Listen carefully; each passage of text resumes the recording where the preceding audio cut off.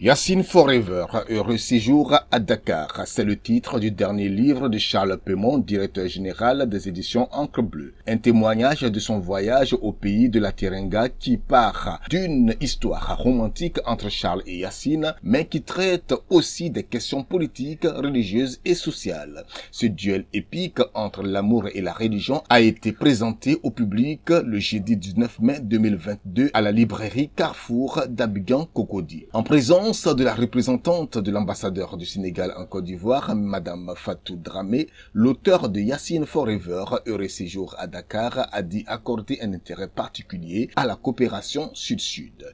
Il a fait savoir que son roman, fruit d'une coédition, est un hommage à l'excellente relation de coopération entre la Côte d'Ivoire et le Sénégal. Le Sénégal et la Côte d'Ivoire entretiennent de très bonnes relations de coopération, d'amitié, voire de fraternité depuis bien longtemps, avant même l'ère des présidents Senghor et Houphouët-Boigny. Depuis bien longtemps, vous savez tous ici que Dakar était la capitale de l'AOF et durant toute la période coloniale, avant même que Houphouët-Boigny soit président et que Senghor soit président, les Ivoiriens allaient étudier au Sénégal et c'est comme ça que les liens se sont tissés. Vous savez que Bernard Dadier, qui est le père des lettres ivoiriennes, a travaillé à Lille. La critique de l'ouvrage a été confiée à M. Ernest Foua de Saint-Sauveur. De la page de garde à la petite ponctuation, aucun détail n'a été négligé. L'image est formulée dans un ton sépia qui veut jouer sur la nostalgie. Cette nostalgie que l'on ne manque pas de percevoir déjà dans le titre et le sous-titre. Yacine Forever, heureux séjour à Dakar. Yacine, comme nous le savons, est un prénom porté indifféremment par l'homme comme par la femme. Forever, si je me fie à mes maigres réminiscences d'anglais, peut être traduit par à jamais, pour toujours ou éternellement.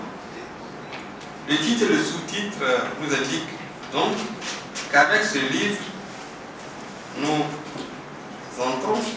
suivrons les heureuses évolutions sentimentales du narrateur à l'heure où hier, dans la capitale de la Teranga, il mangeait la vie comme nous disons ici, la vie et ses beaux moments, les yeux dans les yeux, en compagnie de la nommée Yacine, la belle et rieuse sénégalaise.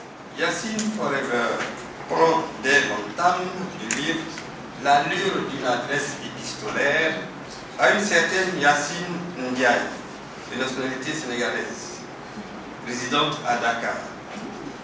Le narrateur qui se confond avec l'auteur, puisque très explicitement à la page 38, il se présente ainsi un chauffeur de taxi avec qui il fait la conversation.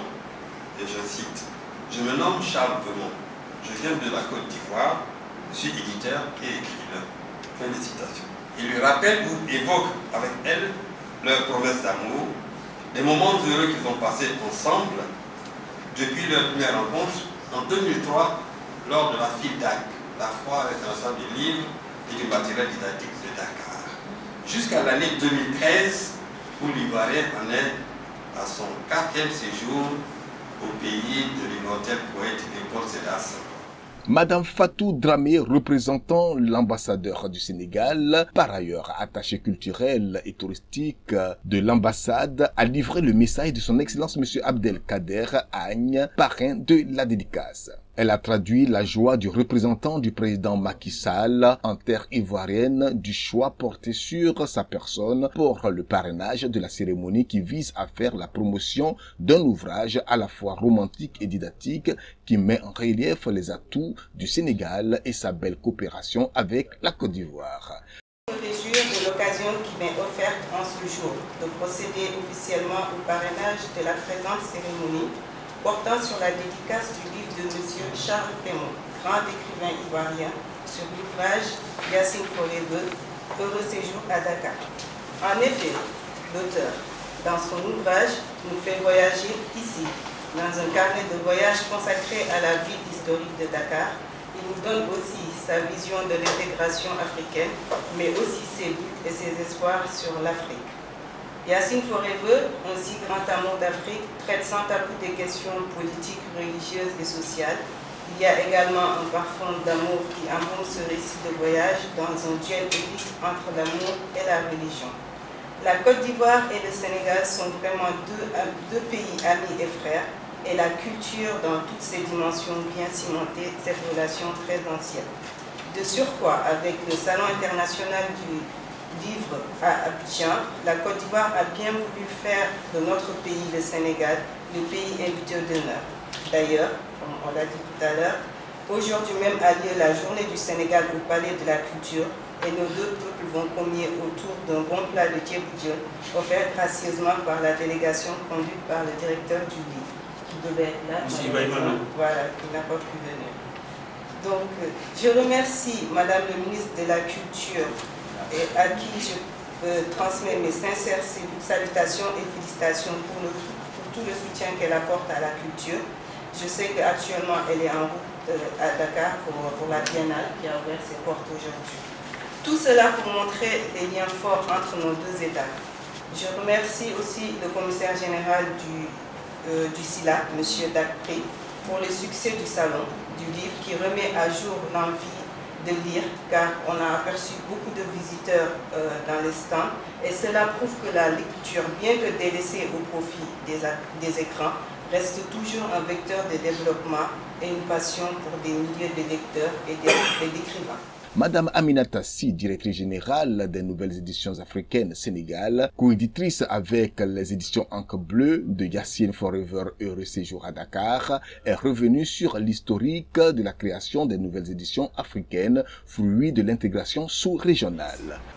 Donc, comme vous le savez, après les indépendances, nos présidents, avec la négritude, ont senti la nécessité de créer une maison d'édition qui s'adapte à notre contexte africain culturel. Comme vous le savez, les livres étaient importés d'Europe, on nous apprenait la montagne, le neige, etc. Il fallait quand même adapter nos livres à notre culture africaine. Donc, notre premier président, Poyet Sédar Senghor, en collaboration avec le président Houphouët-Boigny de la Côte d'Ivoire et Ayadema du Togo, donc on créait ensemble les nouvelles éditions africaines. C'était une même entité et la maison mère était à Dakar. Il n'y avait pas de distinction. Il y a une floraison d'auteurs. On retrouvait les Sénégalais, les Ivoiriens, les Togolais.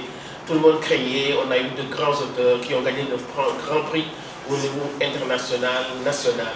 Et puis même, on avait le même programme littéraire. On retrouvait les mêmes mathématiques, français, histoire, géographie, dans chaque pays. Le livre circulait bien, le marché de l'éducation nationale était partagé dans nos sous-régions, avec même le Niger, le Burkina, etc. C'est un bel exemple d'intégration. Rappelons que cette cérémonie de dédicace s'est déroulée en marge de la 12e édition du Salon international du livre d'Abidjan qui se tient en ce moment au Palais de la Culture de Treichville.